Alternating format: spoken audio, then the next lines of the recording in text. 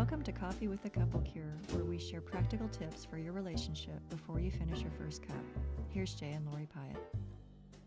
Hi, everybody. Welcome to Season 5 of the Couple Cure. Yeah, this season is all about Q&A. You want to tell them where the questions came from? Sure. We were on a summit. We had a question and answer period, and we ran out of time. So we had some questions that were in the chat portion, and then we also reached out to a mailing list, and we asked for more questions that we could answer during the season. Right. Now, the questions from the summit, we sat down and recorded those all in one sitting. So we're going to have the same clothes on. What we're going to do with those, though, is that they will be cut up into different videos, one question per video. Now, with those, if you see me looking down, I'm not on my phone. I'm reading the question because some of them were kind of long and I want to make sure we covered all the bases. But also some of them will end kind of abruptly. So hopefully we'll have some outro music or something that you won't just feel like we just dropped off and that was the end of the video. But if you were on the summit, we apologize for not following through on this quickly. We do want to follow through on our word. Sometimes it can take us a couple of months to get everything. Many months to get through it. But we do thank you for your patience, and we hope you enjoy this season. But this brings us to this part of the video that we wanted to cover with you. I've been thinking about it for the last couple of seasons just because of something that's been happening, and that is we're seeing a lot of marriages, especially like in the porn recovery, marriage healing after betrayal type work. We're seeing a lot of relapse. We're seeing a lot of broken marriages from it. And so we wanted to address that on this video. But I want to start off by saying we don't mean to scare you. Me and Jay are doing fine. I haven't relapsed. I have not even come close since 2010. In fact, I think we're doing pretty good. And if I had relapsed, there are quite a few things that would have happened and we would have let you know. Whenever we find new tools, whenever we start working with new couples, we open ourselves to attacks from the enemy. We have to take that seriously. For me to stay sober, I continue to go to meetings. I continue to work with my own mentor. And I know that, relapse is a possibility. It gets lower and lower and lower every day that I continue to walk in sobriety. But I also know it's still there. It can still be a thing for me. And so I have to acknowledge that and deal with that because we feel like we're heading in a good direction. We need to be humble. We need to be sober, that our business is built on our ability to stay healthy.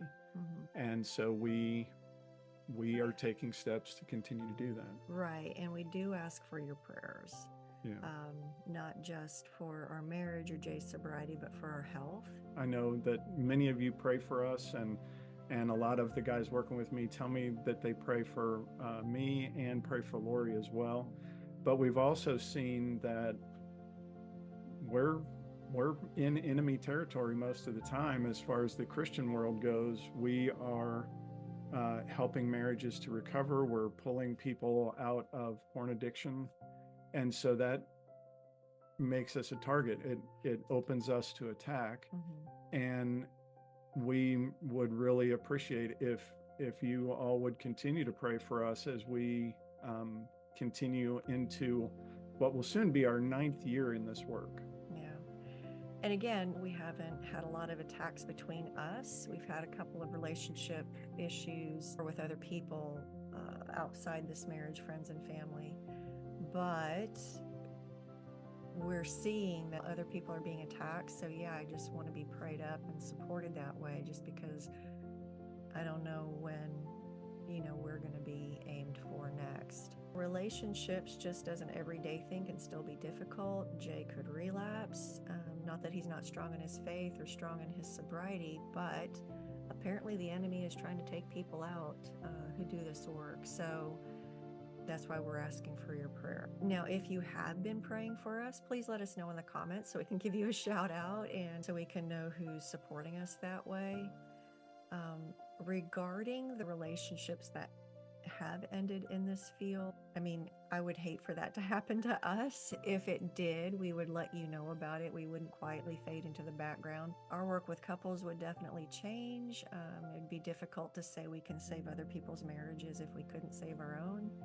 So my work with women would also change. I would probably try to find tools on how to cope with either an active addict or how to leave a relationship. And so I would figure out how to do that and help women do the same thing if that's what it came to. But I think that's why we just keep trying to find tools Yeah. to keep that from happening. Right. But right now we're in a really, really good place. Yeah. Yeah, it's not like we've hit a rut. It's more that we've hit our stride where we continue to find more tools. And as we find those tools, we adapt them to our program and bring them in a way that continues to support the people who are working with us. Right. But that's typically only after we try them ourselves, which might be why we continue to do well, as we kind of like a garden, you know, it needs maintenance, it needs attention. And if you find a worm, you know, you have to get a solution to deal with that. Not that we found many worms, but it just seems like more of a proactive thing that we're doing, and that we continue to look for tools and continue to apply them, not just to the marriage, but also to our own selves. How do we keep healing within our own selves? How do we draw closer to God? How do we continue to self-improve so we can be better for each other? Yeah. Addiction recovery is far beyond the addiction. That's where I continue to find tools, where Lori continues to find tools. And so the behavior is evidence of underlying problems, and I want to address those underlying problems so that it becomes easier to stay away or more difficult to return. Yeah. You know, it becomes easier to stay the new me than to return to what I was before. Right. And kind of like it's less attractive now. Yeah. But we also know the enemy is really good at what he does, throwing people off of the path. So that's why we're asking for prayer. Yes. You know, regarding those relationships in this work that have ended, maybe you have seen somebody who's left the field or followed them for a while. Yeah, you've been following somebody for a while, and I want to say I wish them the best in whatever God has for them in their future. But I also know that I've seen churches where the pastors had to leave the ministry, and those churches fall apart. And the people that are affected by that, it can be really jarring for them. It can really bring them to a place of saying, you know, did they even know what they were talking about? What was God doing? You know, we saw this with our own marriage therapists who we had started working with in 2010. Their marriage ended. Where my mind went, it wasn't so much like, what does this mean for us? It's like, oh, they must not be using the tools, because those tools were really working for us. Right.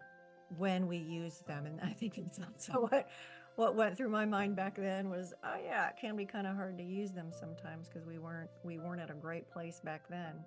Right. But I also have had a lot of women come to me saying, you know, I used to listen to this person, and, you know, I just heard she got divorced, or I used to, you know, I went to this ministry and that guy got divorced or whatever. And it does jar them. It does shake them a little bit, going like, what does this mean for me and my husband?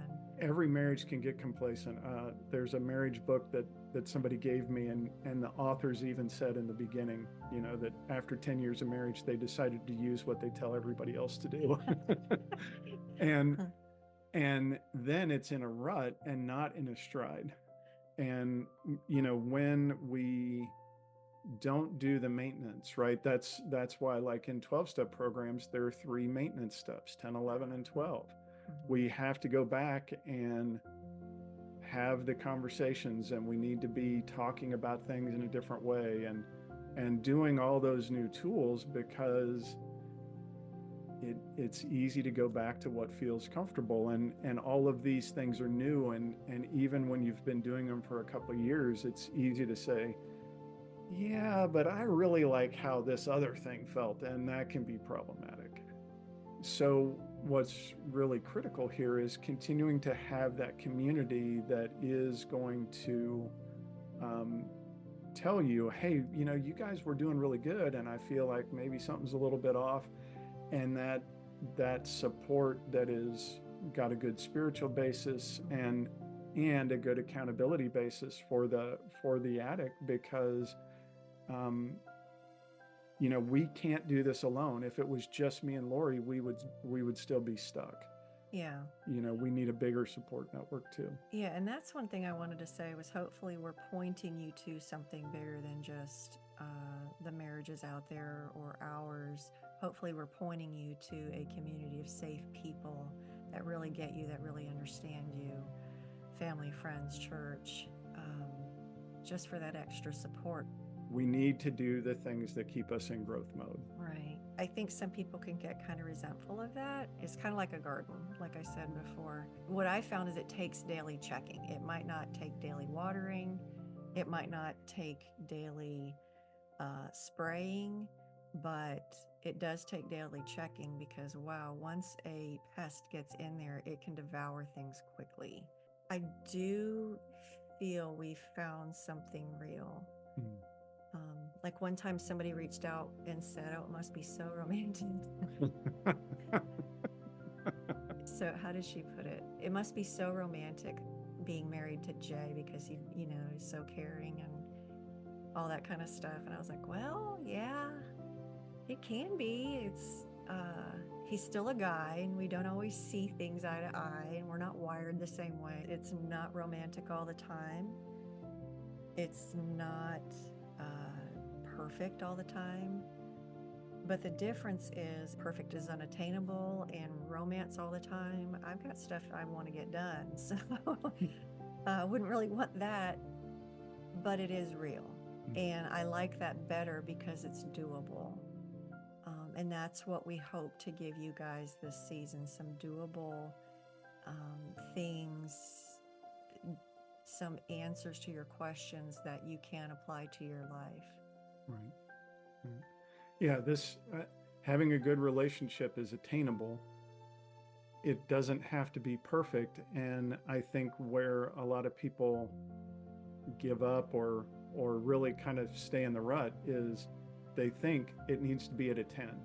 Actually, it needs to be at about a 7.5. Yeah, our bodies are not made for... Yeah, 10 is momentary, it doesn't last very long. So if you do have any questions for us this season, please feel free to comment below, and we will try to get it into a future video if it lines up with what we're doing. If you'd rather remain anonymous, then you can email us. You can email me at Lori@thecouplecure.com, TheCoupleCure.com, or Jay at the same place. Jay@thecouplecure.com. Welcome to season 5, and we'll see you again in the next episode. Right. Bye, everybody.